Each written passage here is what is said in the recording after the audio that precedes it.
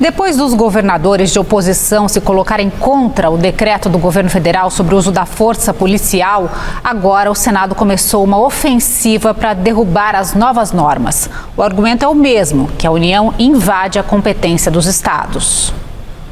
Mesmo com recesso parlamentar, o senador Messias de Jesus, do Republicanos de Roraima, apresentou um projeto para suspender os efeitos do decreto do presidente Lula, que autoriza o uso da arma de fogo somente como último recurso pelos policiais. Para ele, a iniciativa presidencial extrapola a competência exclusiva do Congresso Nacional. No texto do projeto, que pretende derrubar o decreto presidencial, o senador argumenta que as normas apresentadas pela União fragilizam a relação federativa e transformam o Fundo Nacional de Segurança Pública e o Fundo Penitenciário Nacional em instrumentos de pressão política.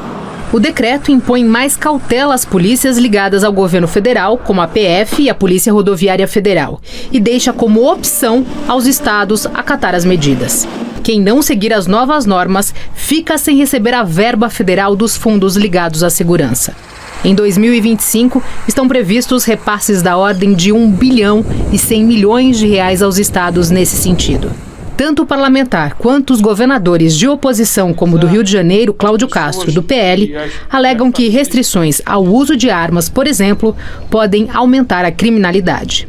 O ministro da Justiça, Ricardo Lewandowski, voltou a defender o decreto e declarou que o crime deve ser combatido de forma implacável e a polícia que melhor combate o crime usa a força na hora certa, na proporção certa e contra as pessoas certas, e não contra civis desarmados e inocentes.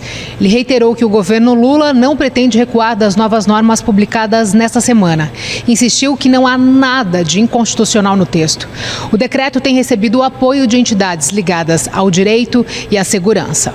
Na defesa do texto, o Fórum Brasileiro de Segurança Pública, em nota, lembrou 2 dos últimos casos com abusos de agentes.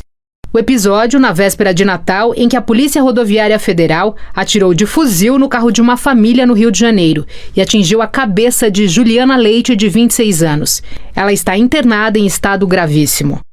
E o caso do jovem de 24 anos baleado a queima-roupa por um PM enquanto filmava uma abordagem truculenta em Osasco, na madrugada de 25 de dezembro. Segundo os especialistas, esses são exemplos claros da necessidade de se estabelecer diretrizes e procedimentos nacionais que regulem o uso da força em território nacional.